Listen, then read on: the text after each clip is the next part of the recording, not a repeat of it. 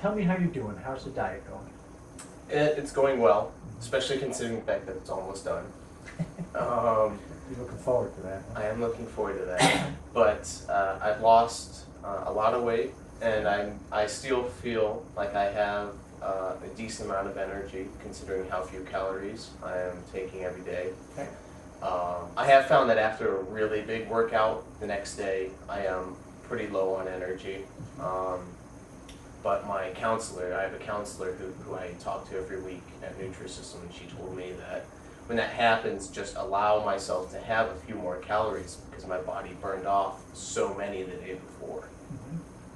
So they're coaching you in the program, both the diet and exercise. So Yes. I think that's a good feature, right? So they talk to you. How long have you been on the diet for, Joe? This is my 28th day. 28th day, 4 weeks. And how much do you think you've lost, ballpark? I'm going to guess maybe 14 pounds. 14 pounds. That's a lot in a month. That's tremendous weight loss. We're going to weigh you today to see where we are, but that's fantastic weight loss in a month. You know, most diets it's 3-4 pounds a month, so that's great. Have you been hungry throughout the month? Just at the beginning. Lately, not really, because I learned the art of spacing my meals out. What's that mean? I'll have, instead of having 2 really large portions, which is what I used to do, I'd have a really large lunch and a really large dinner, maybe at the most a small breakfast and a snack before I went to bed. But for the most part, I only ate twice a day. And so now I'm eating at least 5 times a day, and smaller portions, and I'm buffering everything with lots of water. So I basically never, my stomach is really never empty. Right, that's a classic diet formula for success, small, frequent feedings. I'm saying you're going to end the diet. Why would you not stay on it if it helped you lose 14 pounds, and what do you plan to do differently?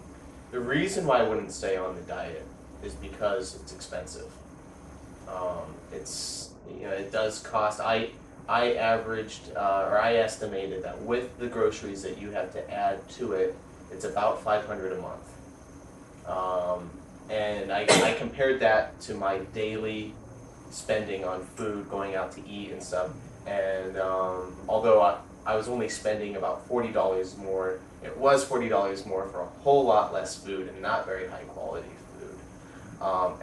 But the main reason why I'm not going to continue with it is because it is such an expansive diet. I mean, it really takes over your life.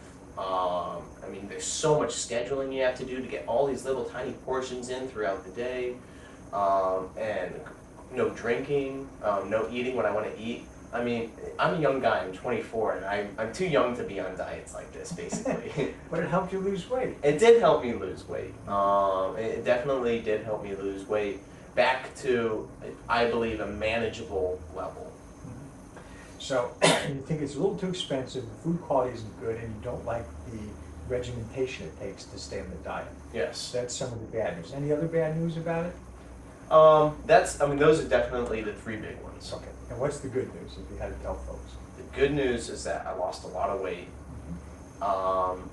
By the end of it, I had a lot of energy, and I was rarely hungry. Have you learned anything about eating a healthy diet from it, and do you plan to eat a healthy diet from here on out? Yes, I have learned a lot. I've learned so much about calorie consumption. I mean, I never even, when I go buy my triple Whopper, I knew it had a lot of calories, but I had no idea. I thought maybe like 200 calories was a lot or something. I went on Burger King's website and saw that it has over 1,000 calories. Not that I ever had a triple Whopper, but just as an example, you know, or anything that you'd have there, just so many calories. And in the diet that I would, and fat, not to mention I learned about all the different types of calories and, and fat and cholesterol. So these were just things that were never even a part of my realm when I was picking foods out to eat. So you're going to be a smarter eater from here on out? Yes, and more than just, more than eating healthy, it's going to be eating in smaller portions and more portions throughout the day. Having breakfast, having, even if it's just orange juice or something that has, something I can put in my body before I start my day, and it tide me over until lunch so I'm not So when lunch comes along, I'm not having to have a great big huge sandwich with some potato chips on the side. Things that are bad for you, high fat, that fat gives you good taste and people love it. Mm-hmm. But you learned some lessons that will help you deal with that. Definitely. Okay. All right, any final thoughts? No, I believe that's it. All right, let's get you weighed. All right. So Joe, come on over. Let's get our final weigh in here. I got it zeroed out. Let's step on. Drum roll, please. Da-da-da-da-da-da. And the answer is 178.7. So you started at 191 with clothes. So you have lost about 13 and a half pounds. Wow. That's excellent. So your actual weight, if you take off for a couple, 3 pounds for clothes, would be about 175. You started at about 188 or 89. So congratulations, you did good. That's Thank you. So, Joe, now that you took the weight off, you have to keep it off. And I know you mentioned you're going to get up and diet, but you learned some lessons that you need to carry on. First of all, regular exercise. It decreases your appetite, blood pressure, improves your cholesterol. You've been exercising, that's good. It's going to help you keep the weight off. It not only burns up calories, it controls your appetite. How does it control your appetite? I've never heard that before. Hormonal changes occur when you exercise. Brain chemicals change and improves your mood, and it also helps control your appetite. Okay. People who exercise eat less, and they burn up calories. Mm-hmm. Number 2, small frequent feedings. You mentioned it. Helps keep your blood sugar even, which also helps keep your appetite down, and it helps you lose weight because you control your calories. Okay. Number 3, the quality and kinds of foods you eat are very important. High fiber, low fat foods contain a lot of fiber and roughage, and that helps you fill up. So the lesson you learn, which is 5 servings of fruits and veggies a day, is extremely important, not only to help you lose weight and keep the calories down, but to control your appetite. And finally, it improves your health. It probably cuts your risk of heart disease and cancer as well. You want to read labels.